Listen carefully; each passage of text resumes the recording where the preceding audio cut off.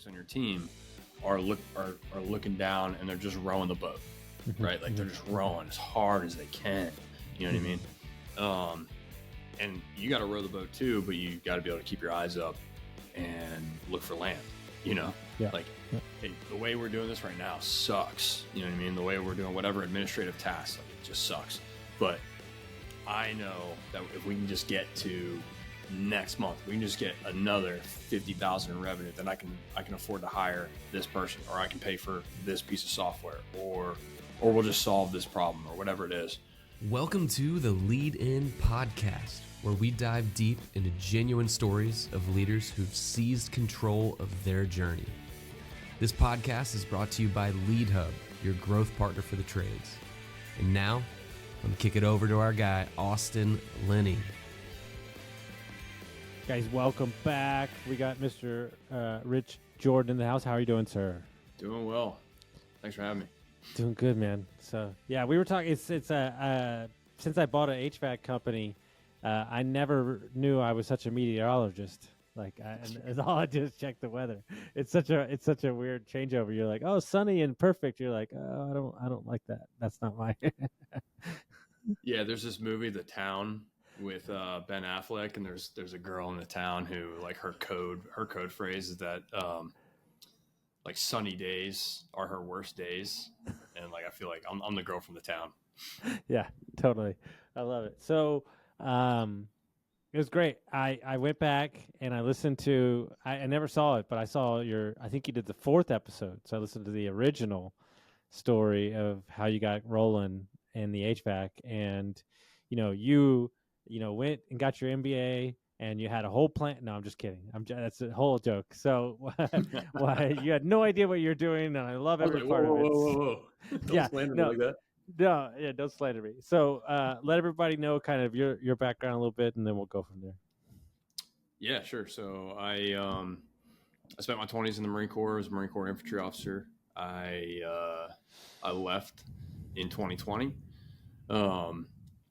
mostly to be able to spend more time with my wife. We had spent 4 years geographically separated due to my service and her school. So it was time to leave, and I want to figure out what to do next. And basically, when I look back at my time in the Corps, I realized that I was at my best when I was on a small team with high stakes and having to figure it out, far away from support. And to me, small business in America and small business kind of met that criteria. And I figured my Marine Corps style of leadership would translate well to blue collar tradesmen. And that's panned out to be true. So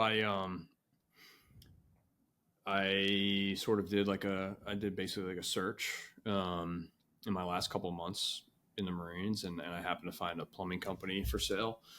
I got under contract before I had left, and 5 weeks after my last day in the Marine Corps, I was standing in front of a couple plumbers, taking over my first plumbing business.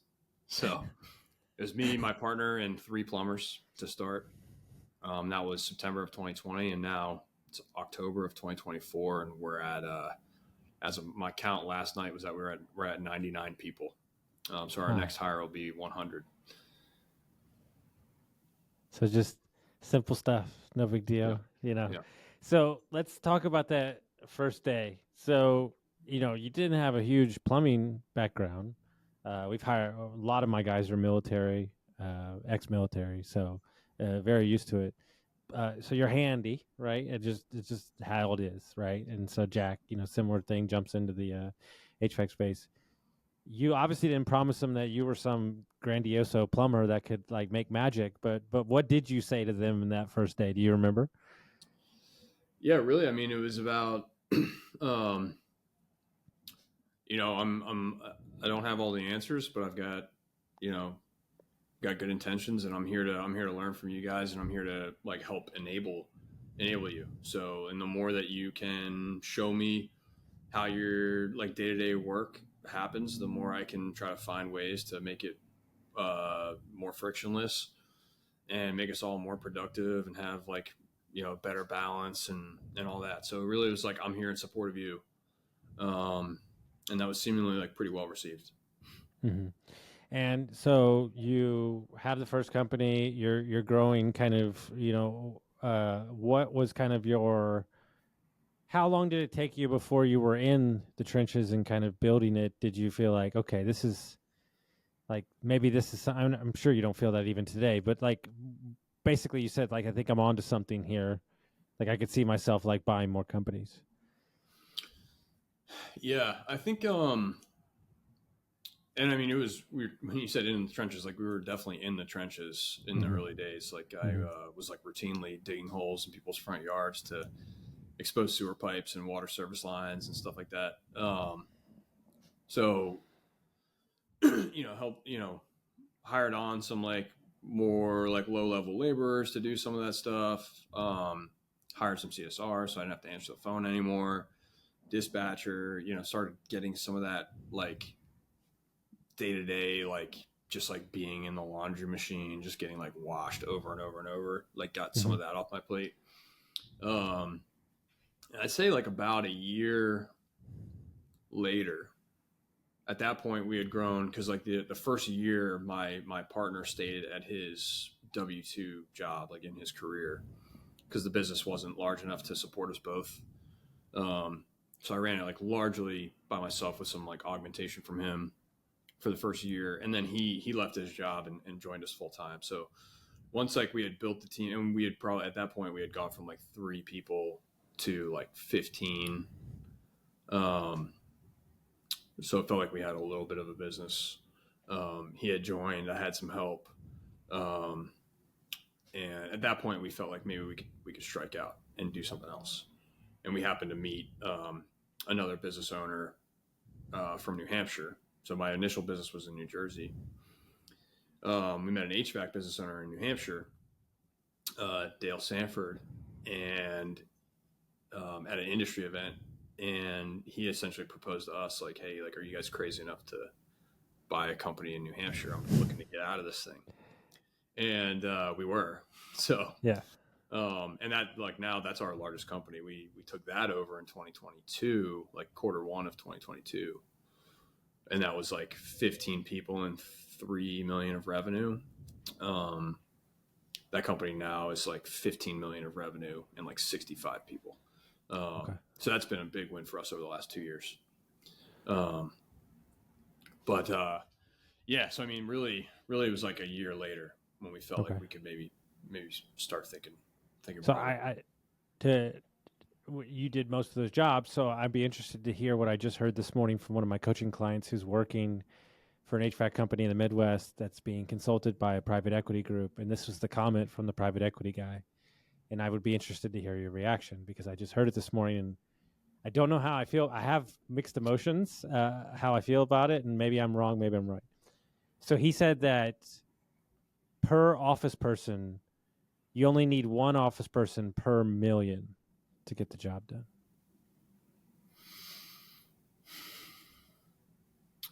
I can see how you get there. I think it's hard early. You know what I mean? Like it's not that much harder to run like a $5 million business than it is to run a $3 million business. So a lot of times Okay. like you're gonna need those 5 people to run the 3 million, and you might only still need those 5 people to run the 5. So I think like at a small size, I'd say for us right now, yeah, I mean I wish that was true. So Aren't you like always at aren't you always Sanford we're aren't you always building for like the next 2 years, like ahead of the 2 years, yeah. right? Somewhat. Yeah, I mean a lot of these guys, like they're really trying to wrench down on the bottom line, right? They're trying to like profit maximize as opposed to growth maximize. Um, so I'd say we're probably hiring ahead of growth, and like we could do it with a little bit fewer people, but Okay. I think the customer experience would degrade slightly, 100%. or like things like AR would start ballooning slowly. Like just like some stuff wouldn't happen. Yeah. So 3 million to, so 15 employees to 65, like, these and this is all respect I'm merely stating, but when you buy it from a gentleman, he's got it where he likes it, right? Was it a combination of the operations that you brought to it, or was it just the potential that was piping that wasn't being fit? Like, was it a combination of both to grow that quickly? It was a lot of the growth for our New Hampshire business has been, at least initially, like say from like the $3 to $6 million kind of growth story, was he had built a really strong foundation and a strong reputation.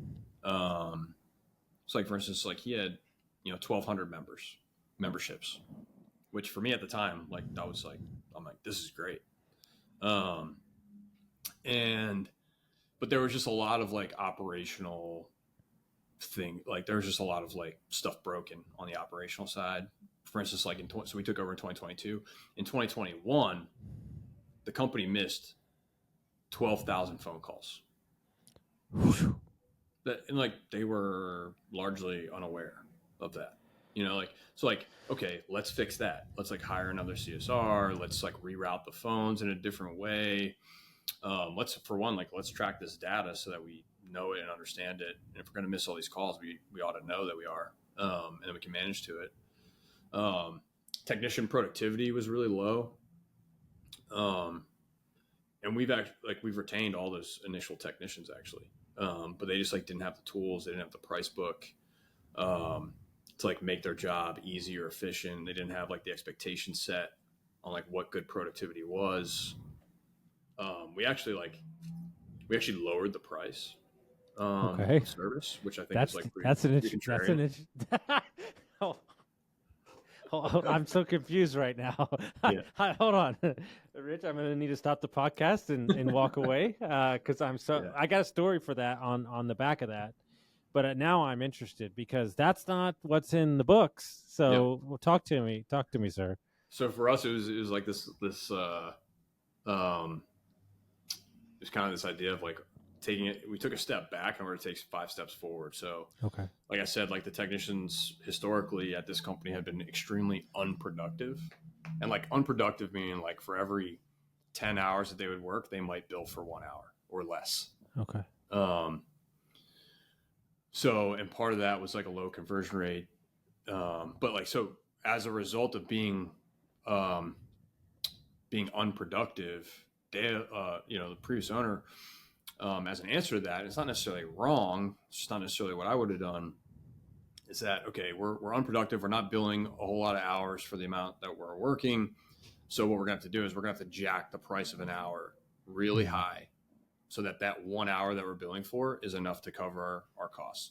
And like, hey, like the math does work, right?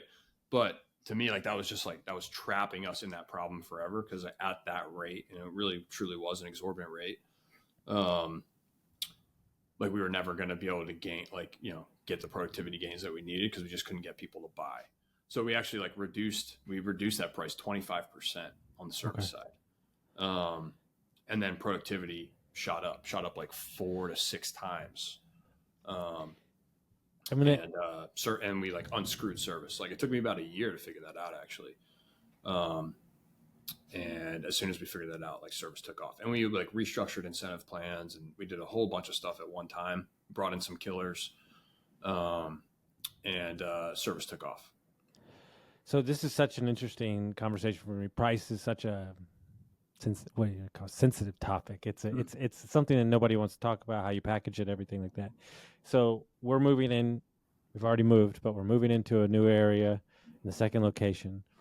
And if you stack up in our current market from where we are against our competitors in our other market, we're sometimes $6,000 and $9,000 and $12,000 cheaper than the second location competitors, right? But we've done a lot of work on the back end from our suppliers to get our price down. So what's interesting is we charge more per hour than we did when I came on board, but we ran the numbers and we're actually $200 less than what we were prior to us buying it. Sure. Right. So it's like the price might look the same, but the way that it's, generated towards the company is so different. And I think people, one of my tactics that I tell people, especially when you're young, you try to out-earn your problems. Yep. Like I'm just going to jack everything up and hope that more revenue is going to create the thing. But then I realized something, and I'd love to get your talk about this. typically, God, there's variables, but at the end of the day, our cost, like our controlled costs, are where you actually win in the business. Am I wrong by thinking that? Totally agree. And I think if you look at the largest companies on the planet, right, the most successful companies on the planet, they're all extremely focused on their costs and their inputs, and where can they, can I reduce my costs, and now the company can extract some of that as profit, but then also give some back to the customer, which then makes them more competitive, builds their business, grows their volume, and turns them into billion-dollar organizations. So I think, to your point, a lot of, and like I think this is rampant in industry best practice groups in HVAC and plumbing, is that a lot of times the answer to problems, to operational problems, or productivity problems, is one, you need more people, you need more resources, and you need to charge more money, right? And like that's just a blanket answer. And for a while, like initially in the business, and we did, especially for my very first business, that very small kind of like chuck and a truck business that I started with, we did need to increase the price. So that was correct. But and we started going to these industry best practice, seminars and things. And I remember my partner, he's an engineer, comes from construction background. Enough said. Yeah. He had a real problem with that method, with that like mentality. And I truly didn't at the time. I was like, yeah, jack the price. You know what I mean? Like, Yeah. Jack the price. We're not making enough money. Jack the price. And he was more of like, hey, like, let's find more efficiency. Let's, maybe let's invest in some equipment that's going to make us more efficient, make us more productive, and that we don't have to increase the price on the customer. Initially, like, he and I didn't necessarily see eye to eye on that. I've come around on that. So I think one, it controlling your costs enables you to still provide a great service while being cost competitive for to the customer, build a larger business, gain economies of scale, and then it's kind of, there's a flywheel there, right? Where I can spread my cost of business across more technicians because I have more customers coming in the door, which gets me more referrals, which gets me more customers, grow more technicians, So, yeah, I'm totally with you. Because it's just like hit me in the last like 2 weeks. It's like because I talk to everybody, right? I got a guy, if they're on John's podcast, I'll hunt them down. I'll talk to them. I'll ask them questions because that's my personality, right? And it's like, okay, well, basically, you're charging more here, you're charging more there. That's great and cool. But like my business partner sold a couple years ago, and he got to see the inside of some of these behemoths, like the bigger groups, and he was like, they were getting 40% less than I was on equipment. He's like, I can't compete with that. And I go, okay, well, that's the magic. It's not like there's only, I mean, maybe I'm wrong, but there's only so much you can charge before people stop going to you, right? Yeah. Like it's really not that complicated.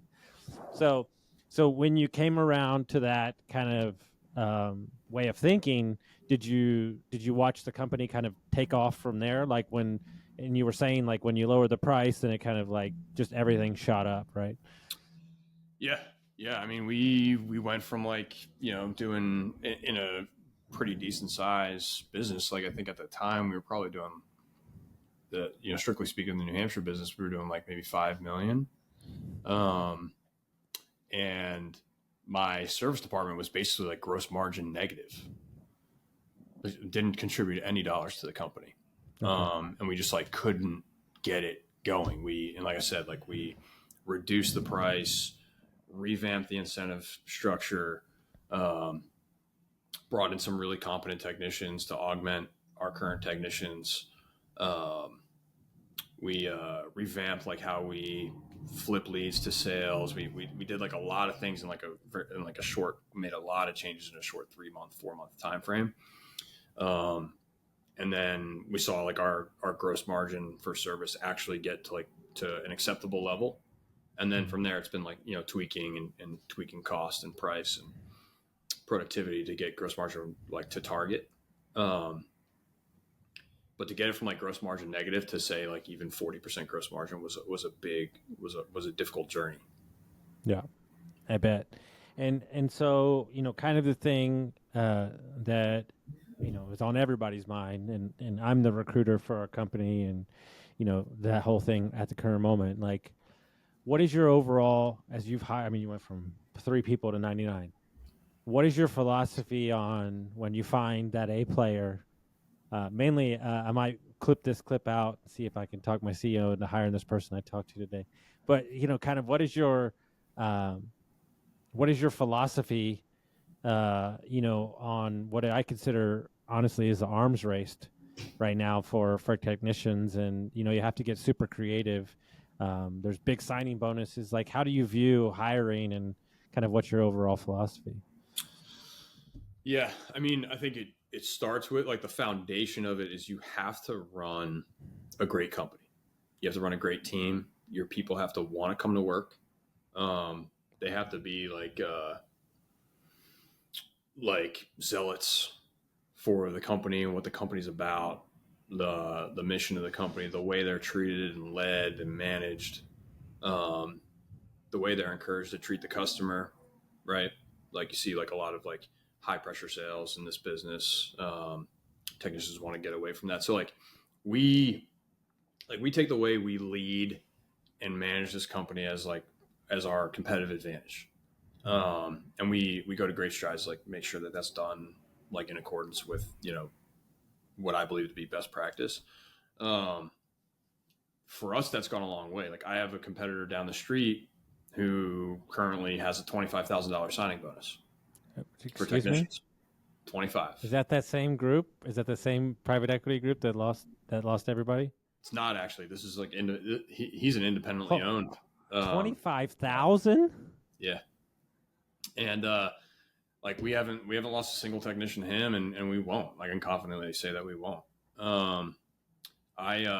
Funny enough, like, we used to have a signing, but, like, my predecessor had a signing bonus. It was $10,000 paid out over a year, and it was $5,000 referral for anyone in the company who refers somebody. And we actually didn't get that many applicants back then. We didn't get that many applicants, and we didn't get really any referrals. And I actually did away with our referral bonus and did away with our signing bonus, and referrals shot up and applicants shot up. What? And it was really funny. It kind of made me scratch my head. But the reason I did it was that I felt that my team was hesitant to make referrals when they knew they were getting paid for them, because they felt like they were really sticking their neck out. Like, if they're going to receive dollars for this referral, it better be, like, totally watertight. Like, they weren't really willing to take a risk because they felt like they were putting their job on the line, right? Like, I would take it out on them if I gave them $5,000 for a referral and it didn't work out. Whether they felt that way about me, or that's just the way they felt about the referral bonus in general. So when we did away with it, referrals actually shot up, which is really interesting. So, like, for us, like, we've sort of, like, I don't know how useful this is to any listeners or for yourself or anything, but for us, we've kind of, like, removed ourselves from the arms race. And we've strictly, like, buckled down on what we can control inside of these 4 walls, and just taking really good care of people. We've also gotten really good around, like, storytelling, right? So, like, if you're a technician and I get you in a room, like, during your interview process, you're sold. Like, it's just the way it is. So, because I can talk to you about, like, where we came from, where we've been, what we're about, what we care about, how we operate. And if you're the right guy, if you're a guy that we want, like, we're gonna get you. All of our guys are well compensated. We have a lot of upside in our compensation, and solid base wages and stuff like that. But so as far as, like, the signing bonus was gone. It's not 100% performance. It's base with possible. Okay. Yeah. We're base plus performance. Okay. So listen, I'm not your typical guy. I don't want to ask you the same questions that are on all the. You've already said it. So I'm not going to do that. It's not how I roll. But I'm going to open up this time for you. I hope you're licking your chops. For you to go off on all the stupid stuff that you see out there on the webs or in podcasts, that just people that have it, like, they're not thinking about it right. Like, buying a business is really hot right now, especially the trades. Like, what is the stuff that just, like, blows your mind that you're not even seeing. You just, it's lies, right? And I've got my own, but I'm just saying, like, what is the stuff that you're just like scratching your head and you're like, what are we talking about here? Yeah. All right. We can have some fun with this. I'd say the first one that just like pops in my mind immediately is this idea that like, um, all it takes is like buying a company and just answering the phone, right? Like get rid of the fax machine, answer the phone, or um, buy a company and spend money on Google Ads, right? And that like the boomers who ran these businesses like just had no idea what they were doing, and like it's on us to like come in and like show them the ropes. The reality is like there's so much more to this. You know what I mean? Like all of my sophisticated competitors, private equity backed, moneyed competitors who are losing their talent to my companies, um, like they're all answering the phone. They're all spending money on Google Ads. You know what I mean? They're still in some ways they're losing. So like just to do this well is like so multifaceted. And I think like there, you know, and related to that is like it is so multifaceted, and I think you have to be willing to like truly immerse yourself in the business and in this business, right? Like you need to understand like where the industry is going, the technology available, like the preferences of the consumer, the preferences of the staff, the talent pool. It's like, are you really like living and breathing this? And I think like for guys who think they're going to buy a business and then like insert a general manager and like go sit on a beach for the next 10 years and just like cash checks, it's a fantasy. Or they're just going to get their lunch eaten. That's what's going to happen. Because like someone like me, someone like you, someone like John, like we're just going to come in and just Rich, eat off their plate. I have no problem saying, and I will say it till I'm blue in the face. If I was not here, we would not. This business wouldn't be around. I mean, literally, I knew nothing about the trade besides buying some for some rental properties, which in Texas is totally different than up here anyway, right? But the nuance, right? Here's what people don't talk about. You think that the owner that's selling you the business is sick and tired of making money? No, he's not. He's sick and tired of the technology that's coming down the pipeline. Like the stuff you've seen that's coming out in the near future would blow your mind out of the back of your body. These people don't understand what's coming down. And if you're not willing, you know what we say to ourselves all the time? Well, we're about hired up, so we don't need to hire for a little bit. And then 2 days later, I need 4 more people. I need this change. There's so much nuance in the day to day, and it doesn't mean that you have to like be installing the HVAC stuff. That's not what I'm saying. But you gotta. It's like the pulse of the business that people think you can just hear it from a spreadsheet. It just doesn't. It doesn't work that way. Yeah, there's like no substitute for like executive energy and executive focus. You know, we, you know, when we first took over this business, and I'm coming to you from New Hampshire right now. When we first took it over, there was a general manager in place that we inherited, and initially, like we, you know, he seemed like a good guy. We liked him, and and we, like, I stayed remote. You know, a lot of like guidance and coaching, like very much like involved, but not on site. And he ended up not being a great fit. So like 8 months later, we moved him on, and I came in like late 2022, and I've been running this company ever since. And that was, you know, like you can look at the growth chart, and it literally like Rich shows up, and it's like bam. And it's not even that I'm supremely talented or something like that, right? It's just like it's just that energy and that ownership, focus, the guidance and intent, like on the line, you know, at the point of influence, at the point of friction. There's just no substitute for it. There's really not. Well, I mean, prime example is if you ask my sales guys at the beginning of the year what their goals was, You talking to me? Okay, they're going to be 3x once you talk to me because I'm gonna I'm not con is not the right word. I'm gonna coach you into getting above, right? But like they're both gonna blow out the best years they've ever had by double, if not triple. And they're like, "Oh my God, my whole life's changed." And I'm like, "Yeah, because you're smart, you're very capable. Like we're gonna give you the tools necessary to like do your thing." And so it's like what I realized something is like there's a lot of aspects of the business that I don't even do anymore, but they enjoy me and my CEO being there at all times because we provide kind of that not focus is the right word, but that initial energy, like you're saying, that executive energy is just it's unmatched because we're never like you and I are never going to be full. Mm-hmm. Like I don't I think, get full. Like I think a like oh big, we had go ahead. sorry. I think a big part of it is that you can see it, right? Like you can see the horizon. And a lot of times, like, and to their credit, a lot of the folks on your team are looking down and they're just rowing the boat, Mm-hmm, right? Like they're just mm-hmm, rowing as hard as they can. You know what I mm-hmm. mean?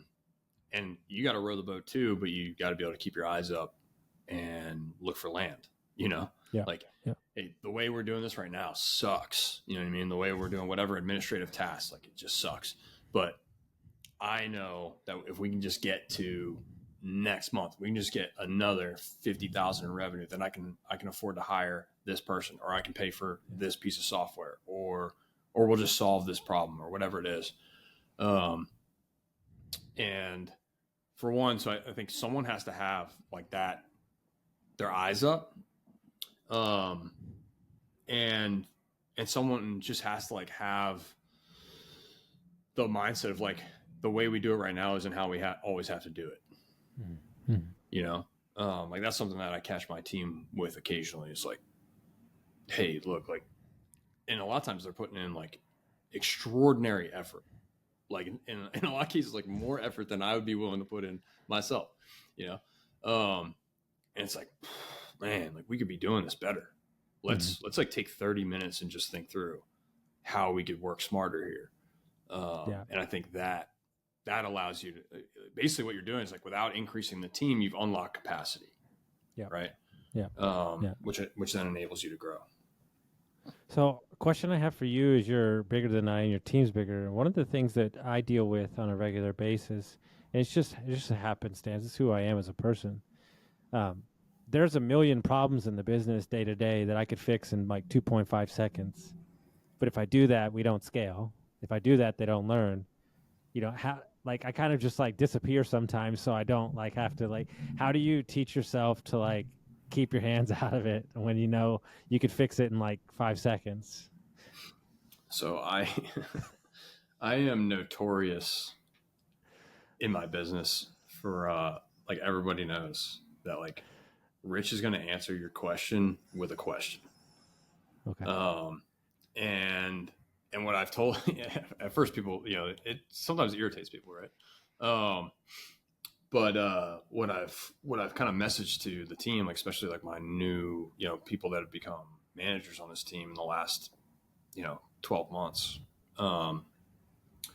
is like when me Rich just gives you the answer, it's because I'm like too lazy, too tired, too busy, or I've just decided that your like education and development is not worth my time today. So I'm just going to give you the answer. And occasionally that does happen, right? But like that's me not being at my best. And like so that's what I've told the team. So like now they kind of like understand like, all right, yeah, Rich is going to answer my question with the question. He's going to help me get to the answer. Or he's going to point me towards the resources that I can use to get to the answer. And when he doesn't, like that's a failure on everybody, right? It's a failure on Rich and it's a failure on me. So like kind of reframing that for the team, I think has been really useful. That's been helpful. So I've had Reg on here, I've had Josh on here, I've had Jack, I've had you, and I've done 1,200 of these. And every time somebody says something that changes my life. And what you just said right there about I don't value your education, that will never leave me now. Mm. Like it'll never leave me, because that's my goal in life, is to elevate everybody. And if I don't provide the tools necessary to do that, then I'm failing at the one thing I care about. It's not revenue. And so like, boom, done, fixed. Like, like it's like, okay, got it, noted. Then I need to spend more time on my end, drawing it out. And so, I love that. That's so great. Yeah. What Sometimes is, it takes yeah, more effort. A lot of times it takes a more ton, effort to a not do ton. it. So sometimes you're not at your best, I had to apologize this morning. So like, I'm not in the day-to-day project manager stuff. I'm not.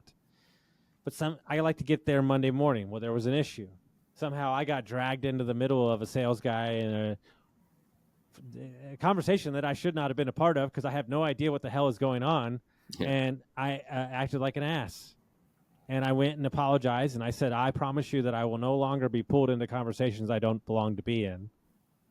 And my salesman he's joking, but he looked at me and he goes, finally, you've admitted after 2 years that you should that you should be involved in certain shit. But like, I realized, like, you just put yourself in the wrong position, that you didn't act properly, and like, it's cool. Like, move on from it. Like, I said my piece. And so like, that's my question to you, is like, what have you learned most? I stand behind this, period. There's no bigger personal development or life growing skill. Either it'll chew you up or make you better. What than buying a business and dealing with managing people? What is it that you've learned most about yourself in this journey from 3 employees to 99 employees? Yeah, that's tough. I think for me, like I have felt, I'm sure you can relate, is that like my job changes every 3 to 6 months. Every hour. Yeah. So,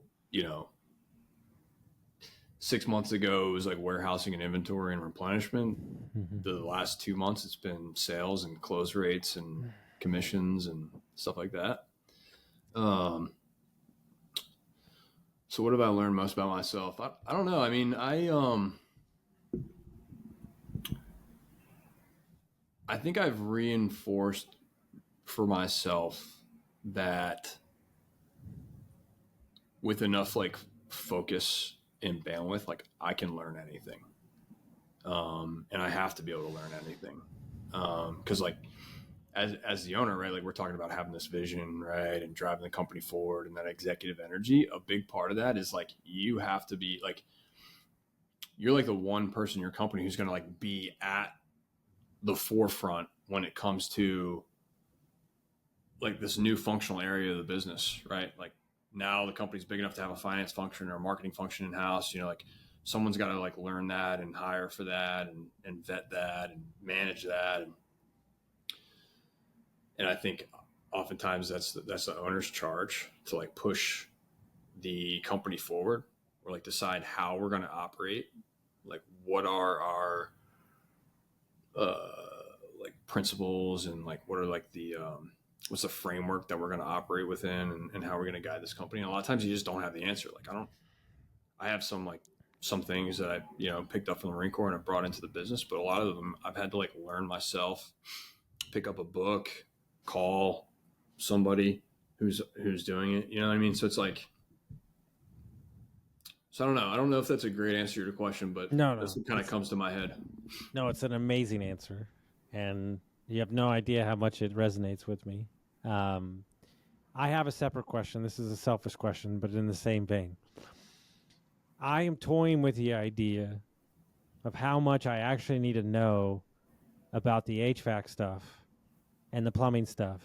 And I'm wondering if, because there's 90 other things I have to learn, financial function, accounting function, sales, all this stuff. Whether I'm just filling my head with stuff that at the end of the day doesn't matter if I have talented people that know it. Like, what's your view on like how much you spend learning that as an owner? Yeah.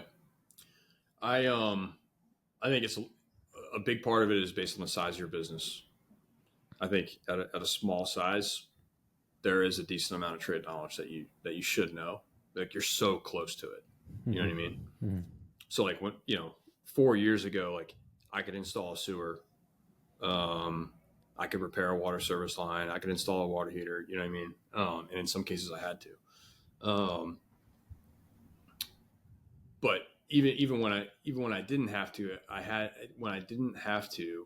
I still had to understand those things to a level where I knew like what materials were required to resource the technician to do that job, what those materials cost to make sure we're pricing the job right, and how long it was going to take him to do the job from a pricing standpoint, and also from like a dispatch and scheduling standpoint, a customer expectation standpoint, right? And like I didn't have, the business was not large enough for me to like have another subject matter expert that I could lean on. How did I learn those things? It's talking to the technician, right, and asking the right questions, right, when I didn't have the answer. Hey, looking for a price? Technicians calling me looking for a price on this. All right, how much material do you need? How long is it going to take you? Right, like asking them basic questions. So I think like when you don't have like talented frontline managers on your team, because your team's so small, sure. that is the job of a frontline manager, is basically what I'm saying. Now I have like super talented frontline managers, and it's like my requirement to understand the trade is less of a requirement. I still think like you don't want to like get caught on the phone with a customer or something and like not know what the hell you're talking about. So there is an element of like knowing your shit. And I think I think guys respect like when you have like a healthy curiosity for the trade. Like for me, like I've always kind of enjoyed hydronic heating, like boilers and like how all that works. And I've done like some self-education on that. And like, I love like shooting the shit, play to your strengths. Like I love shooting the shit on hydronics with the guys in the warehouse, and I think like that, that goes a long way just for like culture and stuff. So you can kind of pick your spots. That's what I was thinking too. Like they won't stop talking about the time in the middle of winter when I climbed underneath the house and ran the wires in overalls, and like, so I just think that it's, you're going to conferences, you're going to trade events, I think it's not the worst thing in the world to have a basic understanding of, what they're talking about. So I really enjoyed this conversation. If people want to reach out to you, they want to find out about what your company's doing, how would they do that? Yeah, sure. You can look us up at realstrongpoint.com. You can definitely find me on Twitter at strongpointrich. I'd say if you're HVAC, plumbing, electrical owner, like sub $20 million, we've got some coaching spots open as well. Happy to help guys tactically and strategically. So Rich there's only like, I've only met like 3 or 5 that I actually want to talk to. And I have no problem saying the rest are douchebags. So we'll put them in my Mount Rushmore of like actual operators. Nice. Matt Ballard being one of them, who's the gangsterous. I mean, I don't think I've ever met a cooler and nicer operator in my entire life. That's OG. That's legit. Yeah. I'm going out there and for my birthday in December to go play golf with him and nice. Go hang. I want to just check out his shop. But if you like this episode, send it around to a friend, share it, and we'll see you next time. Folks, if you made it to the end of the episode, I'm sure you found some value with what you're listening to. If you could send this to a friend, rate us and review us, share us around. The more that you share us, the more that we can share content with you. Thank you all so much for your time and listening, and we'll see you next time.